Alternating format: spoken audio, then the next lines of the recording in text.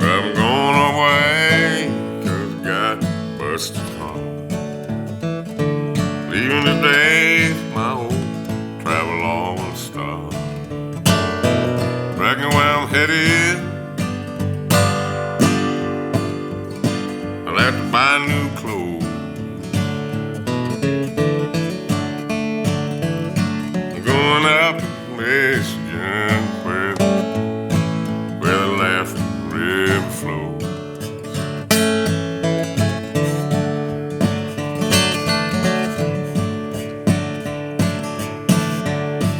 20 years in the minor leagues, ain't nowhere I didn't go. Got a few hits, but I never made the big show. I can hang on for a few years, doing what I've done before. I'd rather hear that Laughing River flowing outside the door. My cousin Ray said he got a job where the houses are still cheap, and it knows a nice lady. Said she even saw me play once, and that she smiles at my name. Up on the Laughing River might be a whole new game.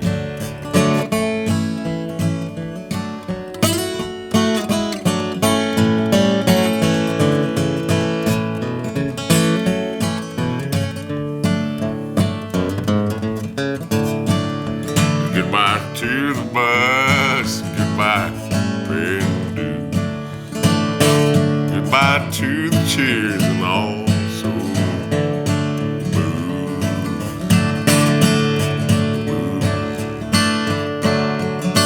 Be trading in this old bat, gonna get a brand new fishing pole. Gonna let that old Laughing River flow to my soul. I'm going away 'cause I got a busted heart. I'm leaving today, my old international travel all will still stop. Reckon where I'm headed, I'll have to buy some new clothes. I'm going way up there in Michigan where the old Laughing River flows. Way up, way up, way up in the old UP. Where the Laughing River flows.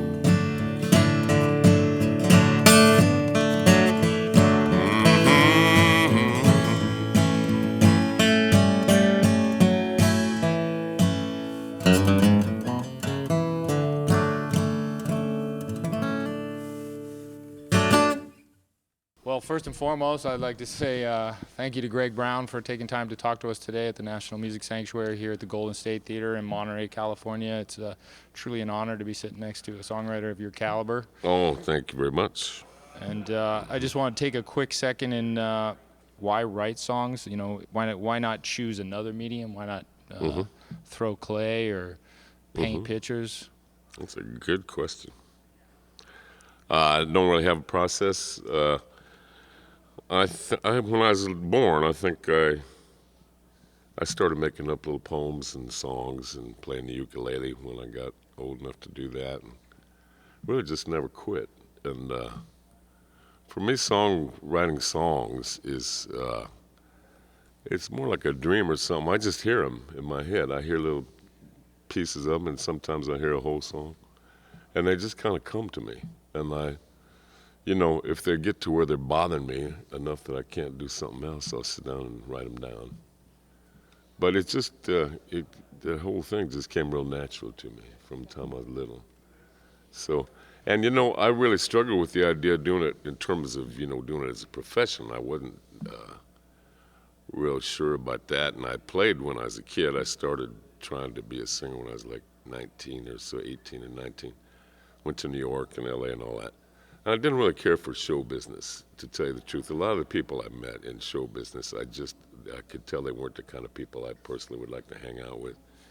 So I quit for about, I don't know, 4 or 5 years, and then I just kind of eased back into it. It was I guess I had a strong inclination to do it. It was something I really enjoyed. And I thought maybe I'd be a lawyer or a teacher or something and, have a weekend band. And that might have been a better choice for me. I don't know. But I had some luck along the way, and I ended up finally, I don't know, when I was 30 or something like that, I could actually make a living. I didn't have to stop and keep getting jobs and do other things. So I just stayed with it, I just stayed with it. Is it the words that come first, or is it the melody? It's a song. It's a song, which the song, to me, the song usually has lyrics, and it's got a melody, and it's got a rhythmic component. It's got a feel to it. It's got almost an aroma or a presence to the song. So it's all those things, and they just kind of drift in as a. I very rarely have written some words and then set a tune to it, or vice versa. It's just kind of the whole feel, maybe the heart of the song, you could say, or something. That I get once I get that feeling of it, then it oftentimes comes in pretty quick. So it doesn't start with a seed like 10 years ago and get finished? That does happen. I'll have, but it'll always be like a snatch of music and maybe some lyrics or some sounds anyway, and some kind of a pulse to it, something, that makes me move a little bit. And that sometimes that'll stick around, and then eventually I'll do something with it. Sometimes, like on one of my newer songs called Bones, Bones, Old Bones, that was just something I would sing around the farm when I was going out to garden, and I was getting older, and I started doing this little moan thing, bones, bones, old bones, stiff old bones. And I did that for, I don't know, the better part of that spring, and then I think the next spring I made that into a song. So it happens like that sometimes. I feel like it's more like if I make up songs, it's because I'm receptive to things that are floating around. It's, I don't feel bad if I haven't written a song for a while. And there's nothing you try to do to make yourself more receptive? No. Well, yeah, I know I can't even say that I try to make what happens is sometimes just in the nature of life, I feel more receptive than I do at other times. And for reasons I don't understand. And then I'm going to hear more stuff, and I'll do more songwriting. It was just something I loved from the time I was little, and it just has been a part of my life, really. It's not, I don't have to go off somewhere and, hit myself on the head or something. It happens. It feels like when it's going to happen. It's definitely happening, because there's a lot of songs coming out of you. There have been quite a few now, yeah. Yeah, there have been quite a few that have showed up, yeah. But I've enjoyed it. I have friends that are songwriters, and it sounds like it's just practically torture to them. Some of them, they get anxious about it, and to me, it was just it can be intense, I guess you could say, but to me, it was just something that kind of come along.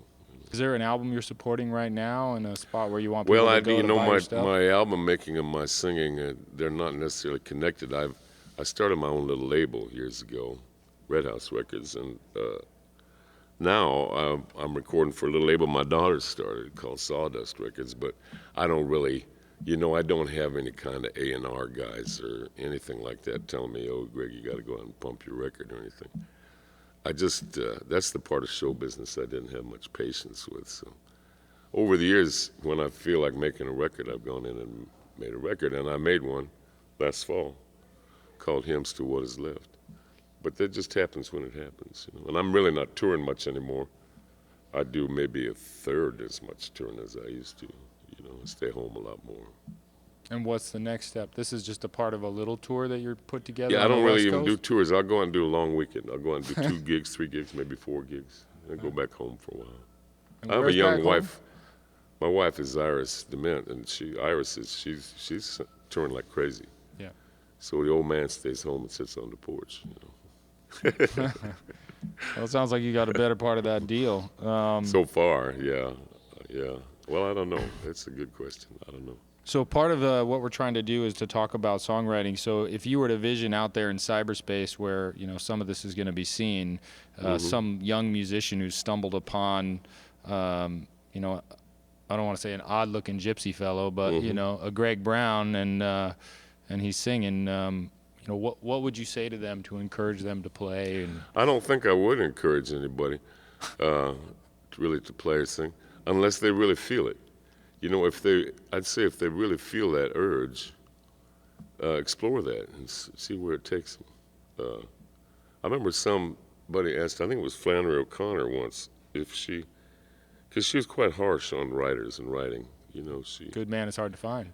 yeah, and when people would ask her about writing, she didn't, you know, she didn't glamorize or anything. But somebody asked her once if they thought, did she think she had discouraged young writers, and her answer was not enough of them. So you know, it's just something somebody's got to feel inside and want to pursue. I think I do. The only thing I would say about that is I think there's quite a few people that might like to do this or that or the other artistically, and people often tend to censor themselves too much and kind of hold themselves back too much, or think like, well, that's something other people do. That's the only thing I would encourage people is just don't listen to that.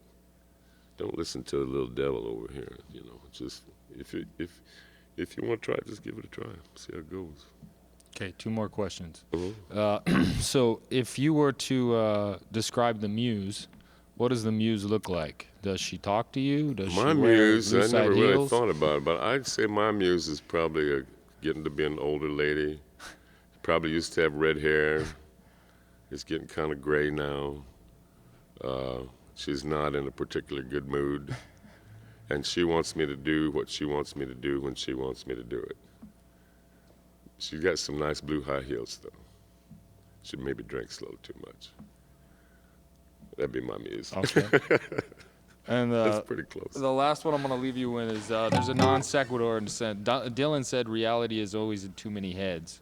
What do you think about when you hear those words? I think he was probably trying to rhyme something with sheds or beds. I think Dylan does a lot of writing to the rhyme. He's an interesting guy. You know, I think one thing I would say about singers, writers that I've known that I have noticed is that somebody like Dylan, I've never sat around and talked to him, but I've heard him, you know, when he was talking.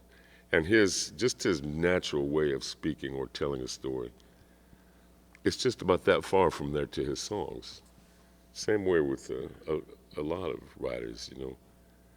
I think everybody has kind of an individual pulse or an individual way of doing things. And if you stick with that, I think you come up with some interesting stuff.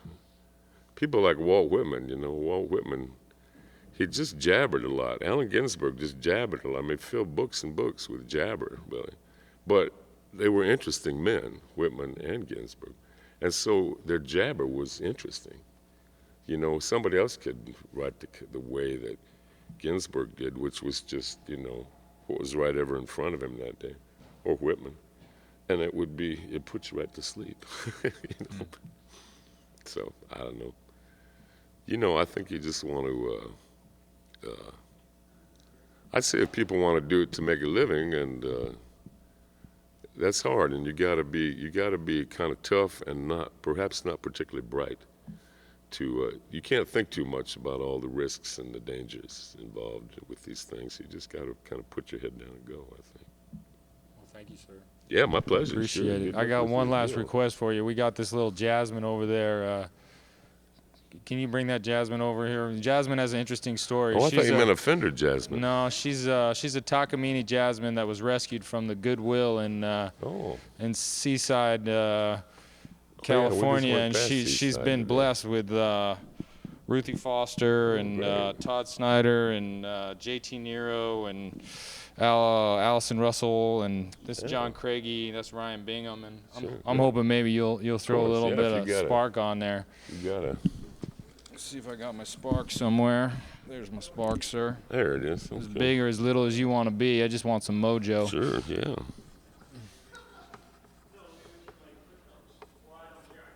Awesome. Thank you, sir. You bet. All right. I'm going away, 'cause I got busted home. Leaving today, my old travel all will stop. Back where I'm headed.